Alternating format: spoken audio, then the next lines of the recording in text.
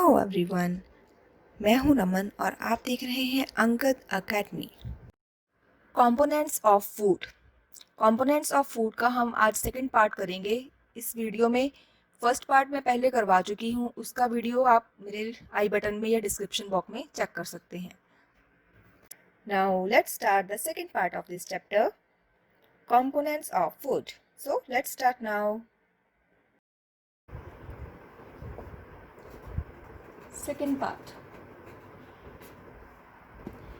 इस वीडियो में आज हम देखेंगे कि अलग अलग न्यूट्रिएंट्स जो हम अपने फूड के ज़रिए इनटेक करते हैं, उन न्यूट्रिएंट्स की टेस्टिंग कैसे करी जाती है, ठीक है जी।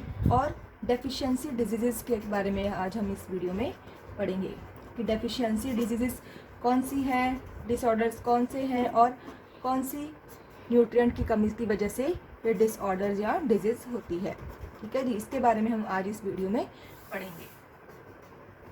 सबसे पहले देखते हैं टेस्टिंग के बारे में। मैं आपको पहले लास्ट वीडियो में भी बताया था कि फूड आइटम्स जो हम इनटेक करते हैं उनमें अलग अलग तरह के न्यूट्रिएंट्स होते हैं। अब जो न्यूट्रिएंट्स होते हैं उनकी टेस्टिंग कैसे करी जाती है, उनकी टेस्टिंग को करने के लिए कौन कौन सी चीज़ें रिक्वायर्ड होती हैं, ठीक है जी। सबसे पहले हम कार्बोहाइड्रेट्स की टेस्टिंग के बारे में पढ़ेंगे, ठीक है जी। Carbohydrates is a form of sugar and starch. Carbohydrates is a form of sugar and starch है। हमें कौन कौन सी रिक्वायरमेंट्स है हमारी, इसके लिए हमें एक ऐसा फूड चाहिए जिसमें कि कार्बोहाइड्रेट्स या शुगर एंड स्टार्च हो, ठीक है जी। कार्बोहाइड्रेट्स को ही शुगर एंड स्टार्च बोलते हैं, जिसमें कार्बोहाइड्रेट्स इनफ क्वांटिटी में हो, ठीक है जी। तो उसके लिए हम राइस ले सकते हैं, राइस में कार्बोहाइड्रेट्स होते हैं, ब्रेड में भी होते हैं और पोटैटो में भी होते हैं। इनमें से कोई भी आइटम हम ले सकते हैं। हम इसको रॉ भी ले सकते हैं और कुक्ड भी ले सकते हैं, ठीक है जी।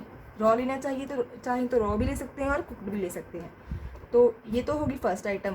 सेकेंड आइटम हमें जो चाहिए वो है आयोडीन सोल्यूशन, ठीक है जी। आयोडीन सेकेंड है आयोडीन सोल्यूशन। और थर्ड हमें जो चीज़ चाहिए वो है ड्रॉपर, ठीक है जी।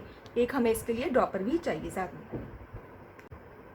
तो इसकी हम टेस्टिंग कैसे करेंगे, इसकी टेस्टिंग करने के लिए हम सबसे पहले इनमें से कोई भी एक फूड आइटम ले लेंगे। हम पोटैटो को चूज़ कर लेते हैं। पोटैटो हमने ले लिया, ठीक है जी। उसमें हम ड्रॉपर की हेल्प से 2-3 ड्रॉप्स 2 और 3 ड्रॉप्स जो होती हैं आयोडीन सोल्यूशन की पोटैटो के ऊपर डालेंगे, ठीक है जी। 2-3 ड्रॉप्स आयोडीन सोल्यूशन की हम पोटैटो के ऊपर डालेंगे। उससे कि क्या होगा, जो पोटैटो है हमारा वो टर्न हो जाएगा इन ब्लू कलर और इन ब्लैक कलर में या फिर ब्लू कलर में वो टर्न हो जाएगा हमारा पोटैटो। ये जो ब्लू या ब्लैक कलर में टर्न होगा, ये इस चीज़ का प्रूफ होगा कि इस पोटैटो में कार्बोहाइड्रेट्स जो है वो इनफ क्वांटिटी में है, ठीक है जी। तो ये होगी हमारी टेस्टिंग जो होगी कार्बोहाइड्रेट्स की। तो इस तरह से आयोडीन सोल्यूशन की हेल्प से हमें ये पता चल जाएगा कि राइस में, ब्रेड में या पोटैटो में कार्बोहाइड्रेट्स हैं, ठीक है जी। ये तो होगी हमारी टेस्टिंग फॉर कार्बो। अब हमने प्रोटीन्स की टेस्टिंग करनी है कि किस फूड आइटम में प्रोटीन्स हैं और किस फूड आइटम में प्रोटीन्स नहीं है, ठीक है जी। इसके लिए सबसे पहले हमें चाहिए ड्रॉपर, ठीक है जी। फिर हमें चाहिए वाटर, थोड़ा सा वाटर चाहिए, एक टेस्ट ट्यूब चाहिए। इसके लिए हमें कॉपर सल्फेट सॉल्यूशन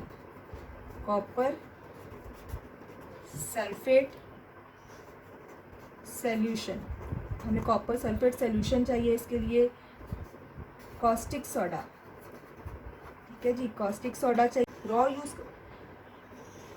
पाउडर्ड या मैश्ड कोई भी फूड आइटम हमने लेनी है जिसमें कि प्रोटीन्स होते हैं, ठीक है जी।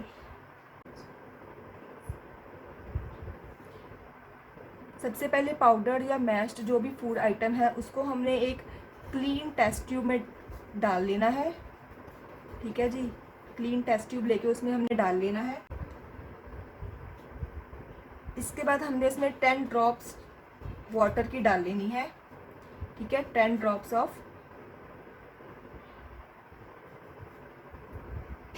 Of water. ठीक है जी। इसके बाद हमने टेस्ट ट्यूब को अच्छी तरह से शेक करना है। ये दोनों चीज़ें टेस्ट ट्यूब में डालने के बाद टेस्ट ट्यूब को हमने अच्छी तरह से शेक करना है। इसके बाद ड्रॉपर की 2 ड्रॉप्स कॉपर सल्फेट सोल्यूशन की हमने इस टेस्ट ट्यूब में डाल देनी है। 2 drops of copper sulphate solution in this test tube.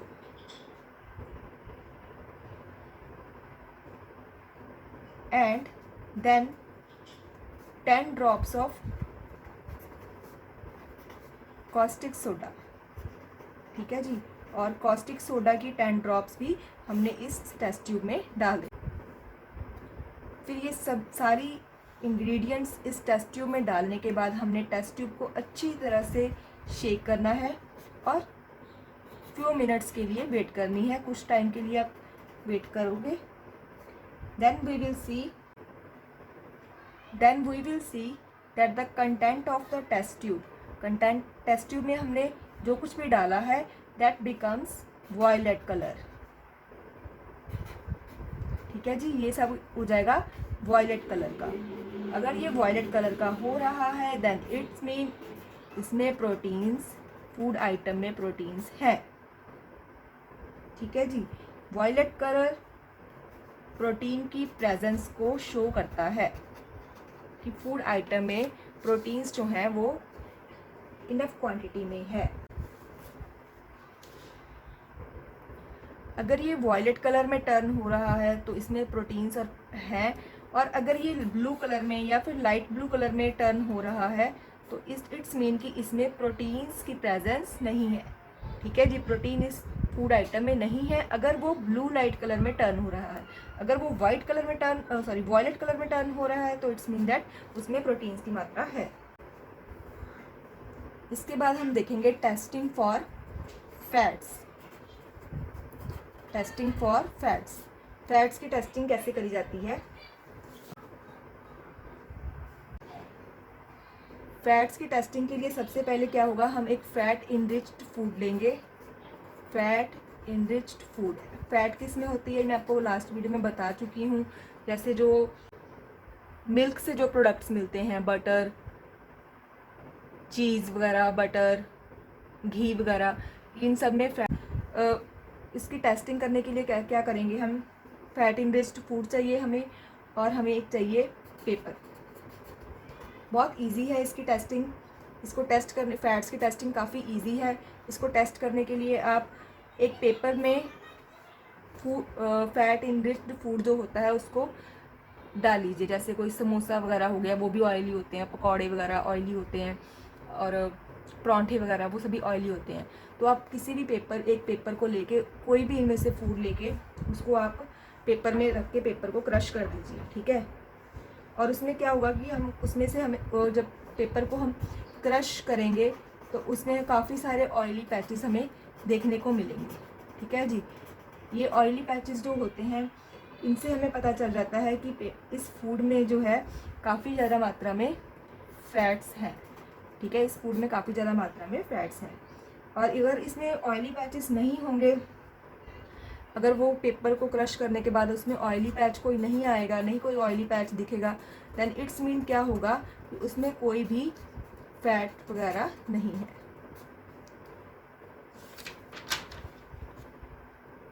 तो ये तो होगी टेस्टिंग फूड्स की। 3 तरह के फूड्स की हमने टेस्टिंग, न्यूट्रिएंट्स की हमने टेस्टिंग करी है। कौन कौन सी न्यूट्रिएंट्स हैं, protein, carbohydrates and fats. 3 types के न्यूट्रिएंट्स की हमने टेस्टिंग करी है। अब हम पढ़ते हैं डेफिशिएंसी डिजीज़। डेफिशिएंसी डिजीज़ कौन सी होती हैं और ये कैसे होती हैं, इसके बारे में अब हम पढ़ेंगे।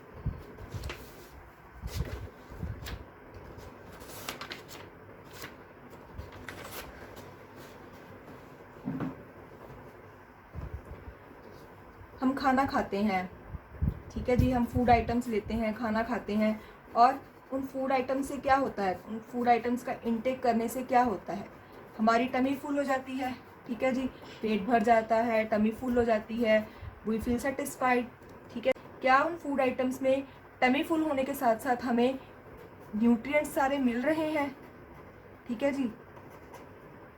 कोई भी फूड आइटम हम लेते हैं उससे टमी तो फुल हो जाती है, हमारा पेट भर जाता है, वी फील सेटिस्फाइंग, बट क्या उनमें जो न्यूट्रिएंट्स हमें चाहिए होते हैं, हमारी बॉडी को जिन न्यूट्रिएंट्स की रिक्वायरमेंट होती है, उन फूड आइटम्स के ज़रिए हमें वो सारे न्यूट्रिएंट्स मिल रहे हैं, इस बात का भी ध्यान रखना बहुत ज़रूरी होता है।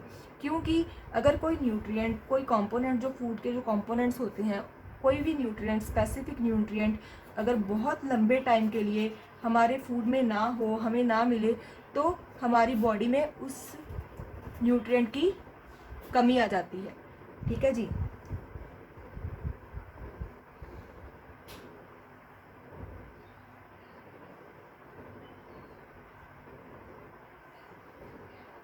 और उस कमी के आने की वजह से जो हमें डिजीज़ होती है, जो हमें बीमारी हो जाती है, उसको हम बोल देते हैं deficiency disease.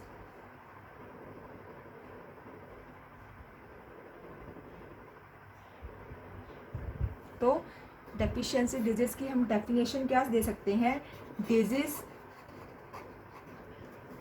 That occur lack of due to lack of nutrients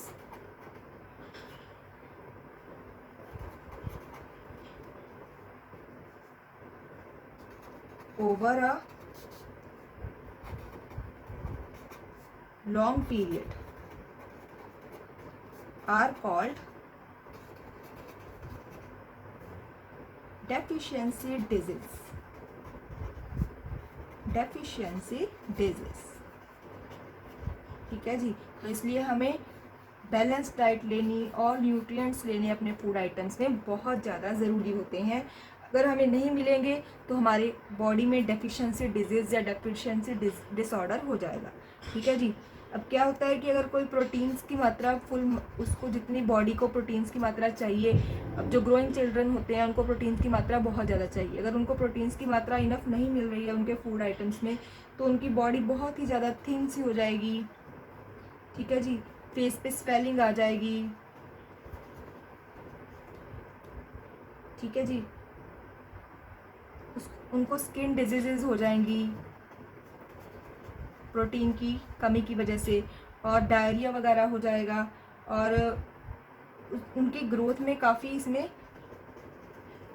धीरे स्लोली ग्रोथ हो जाएगी due to the lack of protein.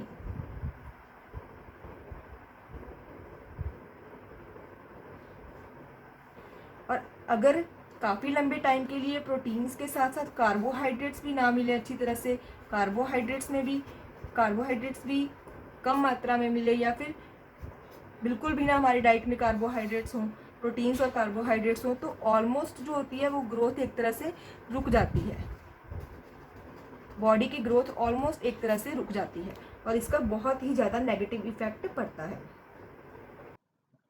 ये कुछ विटामिन और मिनरल्स दिए हुए हैं, इनकी डेफिशिएंसी की वजह से कौन से डिजीजेज होते हैं ये इन्होंने यहाँ पे दिया हुआ है, और इसके सिम्टम्स बताए हुए हैं कि कौन कौन से सिम्टम्स होते हैं इन विटामिन और मिनरल्स की डेफिशिएंसी के, ठीक है जी। सबसे पहले विटामिन ए के बारे में बताया हुआ है, इससे लॉस ऑफ विजन हो जाता है, ब्लाइंडनेस हो सकती है, और कलर ब्लाइंडनेस भी विटामिन ए की डेफिशिएंसी की वजह से हो सकती है। तो इसके सिम्टम्स यही है, इसका आपको दिखना धीरे धीरे दिखना कम हो जाता है, ठीक है जी। तो विटामिन B1 है, इससे आपको बेरी का डिजीज हो सकती है, इससे आपके मसल्स जो होते हैं वीक हो सकते हैं, मसल्स में वीकनेस आ जाएगी, पेन रहेगी मसल्स में। और इससे विटामिन C से आपको स्कर्वी की डिजीज हो सकती है, इससे आपके जम्स वगैरह ब्लीडिंग हो सकती है जम्स वगैरह में, ठीक है जी। विटामिन D जो होता है, इससे आपको विटामिन D की डेफिशिएंसी की वजह से रिकेट्स की बीमारी हो सकती है, इससे बोन्स बहुत ज़्यादा सॉफ्ट हो जाती हैं, बेंट हो जाती हैं, आपने देखा होगा छोटे बच्चों के बोन्स बेंट हो जाती हैं, कई कुछ बच्चों की मतलब वो बहुत अलग से चलते हैं, तो उनके बोन्स में विटामिन डी की कमी के होने की वजह से ये होता है, रिकेट्स की भी डिजीज हो जाती है। ठीक है जी। तो कैल्शियम है, कैल्शियम से बोन एंड टूथ डिके, ठीक है, इससे वही है वीक बोन्स हो जाती हैं, टूथ डिके, दांत लेट निकलते हैं बच्चों में, या दांतों में दर्द रहता है। जो विटामिन डी होती है इसका मेन काम यही होता है बॉडी में कि जो कैल्शियम हम लेते हैं उसको विटामिन डी बॉडी में एब्जॉर्ब करती है। ठीक है जी। तो आयोडीन आयोडीन की कमी से गॉइटर का डिजीज हो जाती है, नेक जो होते हैं, नेक के ग्लैंड जो होते हैं वो उनमें स्वेलिंग आ जाती है, सूजन आ जाती है। देखी होगी आपने कभी कोई फोटो, उसमें बहुत सारे मोटा सा हो जाता है गला उनका, तो वो एक्चुअली में स्वेलिंग आ गई होती है। तो आयरन की कमी से अनीमिया हो जाता है, वीकनेस आती है बहुत ज़्यादा। अनीमिया का मतलब कि थोड़ी नींद कम आने लग जाती है, रेस्टलेसनेस हो जाती है, और वीकनेस भी बहुत ज़्यादा हो जाती है। तो देखा आपने कितना इजी चैप्टर है ये। अगर आप इस लेक्चर को देखने के बाद इस चैप्टर को रीड करोगे तो ये बहुत ही क्विकली आपको लर्न हो जाएगा, टिप्स पर लर्न हो जाएगा। अगर आपको वीडियो हेल्पफुल लगी है तो जल्दी से अपने फ्रेंड्स के साथ शेयर कर लीजिए और इस वीडियो को लाइक भी कर दीजिए। And please don't forget to subscribe my channel. Click on subscribe button and notification bell icon. See you again in next video. Till then, take care and thanks for watching.